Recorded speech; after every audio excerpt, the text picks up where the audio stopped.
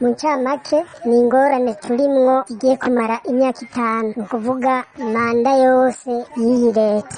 Ariko ico dushima nuko leta yahavuye ikava mu gacerere igasigura aho ihagaze n'intambwe ayo mafaranga duheraniwe intambwe bigezeko. Hanyuma tukongera tugasaba ko imvugo yoba ingiro, kuko niyo myaka 5 iheze twarabwirwa yuko iriko birakorwa. Nkuko mwavyumvise mu kiganiro c'abashikiranganji twaravuze yuko atari uguhohoterwa gusa ahubwo n'uguhahamuka twahahamutse. Ivyo navyo bijana n'abaca bafatwa n'ingwara abandi bagapfa. Nitwifuza ko hari abandi biyongerako, kandi turazi ko na leta itifuza ko hari abandi bokwiyongerako. Dusabe rero bije mu ngiro, kuko bimaze kuvugwa yuko vyamaze gukorwa, amakomisiyo yamaze kubikora biri imbere y'umushikiranganji. Tumusabe ko yonyarutsa kubishira mu nama shikiranganji kugira ngo dushobore kwishurwa, turabe ko hari ico twobogora.